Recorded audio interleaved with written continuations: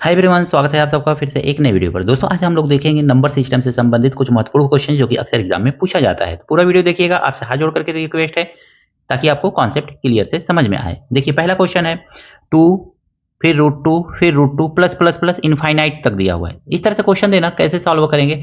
तो इस तरह से क्वेश्चन को सॉल्व करने के लिए एक दिमाग में ट्रिक रखिए। प्लस का सिंबल रहे तो बड़ा वाला और माइनस का सिंबल रहे तो छोटा वाला। अभी समझ में आ जाएगा ये कैसे होता है। देखिए दो है ना, दो का ऐसा फैक्टराइजेशन करना है जिसका अंतर एक हो। तो हम जानते हैं 2 एक अन्य 2, यानी कि 2 में से एक माइनस करेंगे तो हमको क्या मिल जाएगा? एक आ जाएगा। तो 2 एक अन्य 2 हो गया।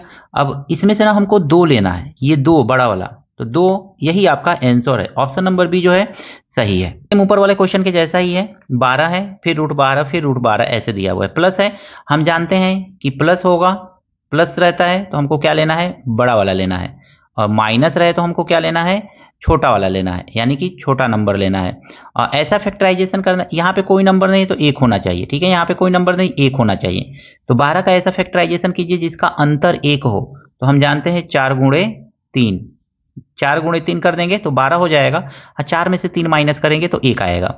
तो 4 में से -3 करने पे 1 आ रहा है, यानी कि हमको क्या करना है? बड़ा वाला लेना है। प्लस का सिंबल प्लस दिख रहा है, प्लस दिख रहा है, तो हमको ये बड़ा वाला ले लेना है। यही आंसर हो जाएगा। ऑप्शन नंबर बी जो है आपका सही है दोस्तों। सेम ऊपर वाले क्वेश्चन के जैसा ही है, इसको भी देखेंगे अगर में हम लोग तो 72 है फिर 72 फिर 72 प्लस प्लस प्लस का सिंबल दिया हुआ है। तो हमको 72 का ऐसा फैक्टराइजेशन करना है जिसको माइनस करने पर 1 आए। तो 72 का फैक्टराइजेशन क्या होगा? तो 8 गुणे 9 होगा। तो 8 गुणे 9 यानी कि हमको प्लस है ना, तो बड़ा वाला लेना है। तो यही बड़ा वाला आंसर हो जाएगा, यानी कि 9 जो है आपका आंसर है।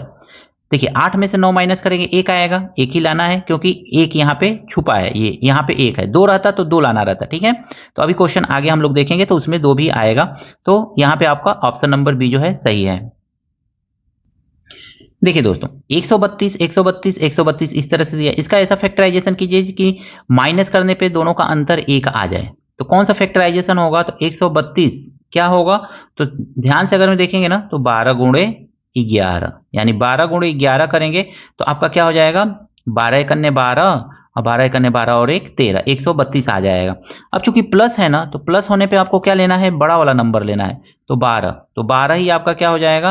आंसर हो जाएगा। तो ऑप्शन नंबर बी जो है सही है। तो इस तरह से टाइप 1 हमने देखा। टाइप 2 उसी क्वेश्चन को माइनस के रूप में अगर में दे दिया जाए तो कैसे सॉल्व करेंगे, आइए देखते हैं।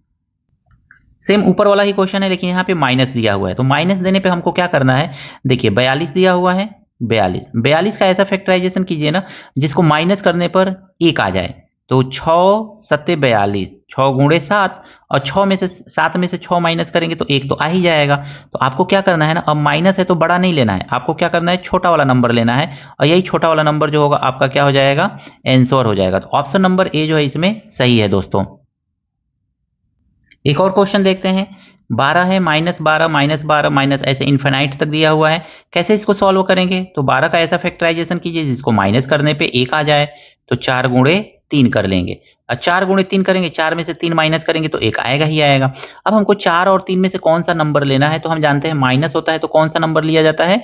छोटा वाला नंबर लिया जाता है, तो 3। तो ऑप्शन नंबर ए इसका सही है। मात्र एक एक लाइन में आप इस क्वेश्चन को बिना कॉपी पेन के भी लगा सकते हैं।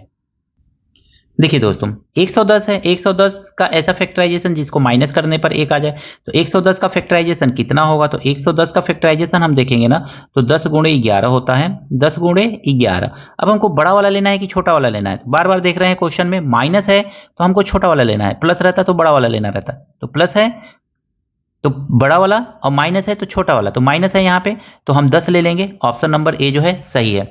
सेम इसी तरह के इसी के बेसिस पे इस क्वेश्चन को लगा करके बताइए कि इसका आंसर क्या है। कमेंट करके जरूर बताइएगा दोस्तों इसका आंसर क्या है। आइए देखते हैं type number 3। Type number 2 question में दिया गया है 35 + 2 इस तरह से क्वेश्चन दिया गया है। इसमें इनफाइनाइट तक गया है और क्वेश्चन में पूछा जा रहा है कि इसका आंसर क्या होगा। तो हमको कुछ नहीं करना है, 35 का ऐसा फैक्टराइजेशन करना है जिसका अंतर 2 हो। 35 का ऐसा फैक्टराइजेशन जिसका अंतर 2 हो। तो 5 गुणे 7, ठीक है? अब हमको देखना है प्लस है यहाँ पे, तो प्लस है तो बड़ा वाला लेना है 7। ऑप्शन नंबर बी जो है इसका सही होगा। सेम ऊपर वाले क्वेश्चन के जैसा ही 63 का ऐसा फैक्टराइजेशन कीजिए दोस्तों कि माइनस करने पर 2 आ जाए। यानी 63 का हम फैक्टराइजेशन करेंगे अगर में तो क्या कर सकते हैं, 7 गुणे 9 कर सकते हैं, यही तो करेंगे ना, और भी कर सकते हैं लेकिन 7 गुणे 9 करेंगे। 7 में से 9 में से 7 माइनस करेंगे तो हमको 2 मिल जाएगा, तो 9 में से 7 माइनस करने पे 2 मिल जा रहा है। अब चूंकि प्लस है तो प्लस के कंडीशन में हमको बड़ा वाला लेना है, तो बड़ा वाला यानी कि 9, तो 9 ऑप्शन नंबर बी जो है इसका सही है दोस्तों।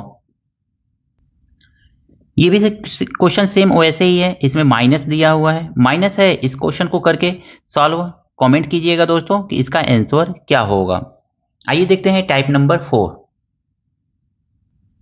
इस तरह का क्वेश्चन दे दे 2 2 2 रूट में दे दिया जाए और इनफाइनाइट तक ना दिया जाए और कोई सिंबल भी बीच में ना हो, तो इस क्वेश्चन को कैसे सॉल्व करेंगे, तो आइए देखते हैं।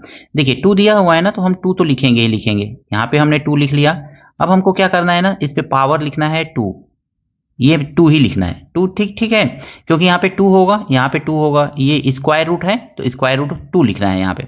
इस पे कितना रूट है, तो 1 2 3, 3 रूट है, तो इस पे पावर हम लिखेंगे 3 सीधे सीधे।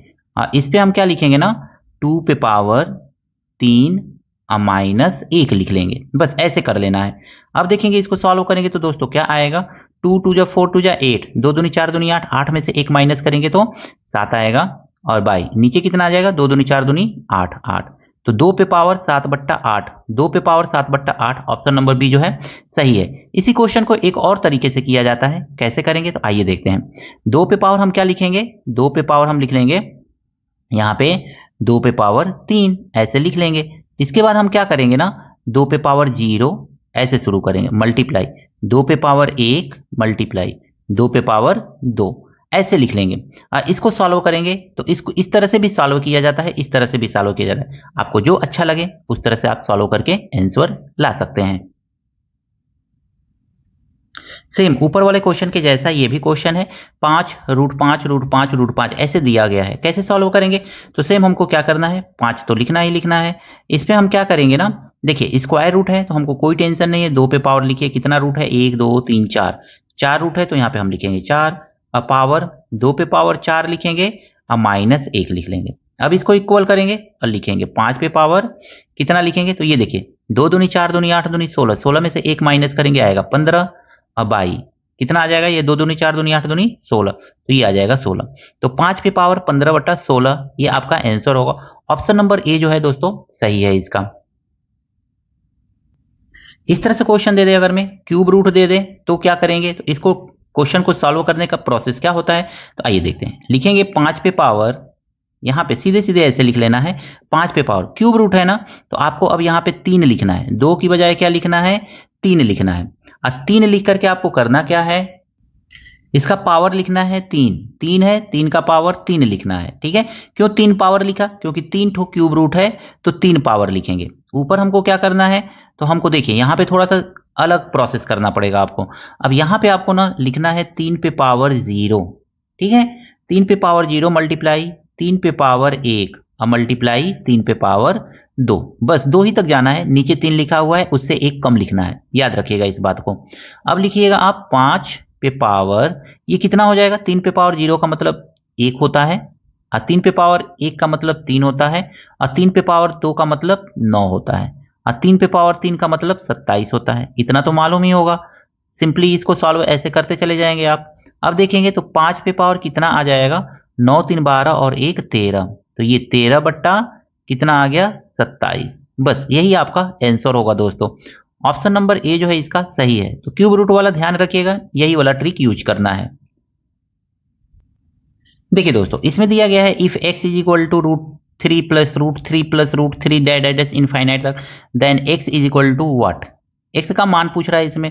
अब इसको कहेंगे आपकी पहले वाले क्वेश्चन के जैसे कर लिया जाए, तो इसको फैक्टराइज आप कर ही नहीं पाएंगे जिसका अंतर a का है, तो फैक्टराइज जब नहीं कर पाएंगे और इसमें पूछ रहा है कि x का वैल्यू क्या होगा, ऑप्शन इस तरह से दिया हुआ है, इसी तरह से देगा जब ऐसा क्वेश्चन रहेगा। तो इसमें हमको क्या करना है ना, अगर में प्लस है, ध्यान रखिएगा, अगर में प्लस है तो हमको 3 से आगे जाना है, 3 के आगे। अगर में माइनस रहता तो 3 से हमको पहले जाना रहता, 3 से पहले मतलब 2 लिखना रहता, फिर हम 1 लिखते, फिर हम 0 लिखते, लेकिन माइनस तो है नहीं तो हम पीछे नहीं जाएंगे, आगे ही जाएंगे। 3 से आगे जाइए 4, 4 से आगे जाइए 5, तब तक जाइए जब तक कि ऐसा फैक्टर ना मिले जिसके बीच का अंतर 1 ना हो, तो 5, 5 के आगे जाइए 6, बस 4 का फैक्टर करेंगे 2 दूनी 4, 5 का फैक्टर करेंगे, 5 करने 5 और 6 का 3 गुणे 2, यानी कि 2 गुणे 3 लिख सकते हैं। छोटे को पहले लिखिए, बड़े को बाद में। तो 2 गुणे 3, यही 2 और 3 के बीच का अंतर कितना है? तो 1 है। तो हमको 3 के बाद ऐसा फैक्टर प्लस रहे तो 3 के बाद ऐसा फैक्टर ढूंढना है जिसके बीच का अंतर 1 हो। जैसे 3 गुणे 2, 3 2 के बीच का अंतर 1 है, तो यही आपका आंसर हो जाएगा। यानी क्या आंसर होगा? तो 2 जो है, 2 से x का वैल्यू क्या होगा? इक्वल होगा या स्मॉलर होगा, लेकिन ये 3 से 2 से इक्वल होगा या ग्रेटर होगा, लेकिन ये 3 से स्मॉलर होगा या उसके इक्वल होगा। इस तरह से आपको आंसर देखने को मिलेगा। अब ऑप्शन में चेक कीजिए कौन सा ऑप्शन सही है। तो ऑप्शन नंबर ए ही आपका सही है। एक और क्वेश्चन देखते हैं दोस्तों। If y is equal to √9 plus √9 plus √9 dash dash dash infinite, then y is equal to what? अब इसको क्वेश्चन को भी प्लस दिया हुआ है, आपको 9 से आगे जाना है। 9 के आगे जाएंगे तो आपको ऐसा फैक्टर ढूंढना है जिसके बीच का अंतर क्या हो? 1 हो, क्योंकि यहाँ पे 1 है तो 1 आना चाहिए। अगर मैं 2 रहता तो बीच का अंतर 2 होना चाहिए। तो अब देखेंगे 9 के आगे जाएंगे तो हमको मिलेगा 10।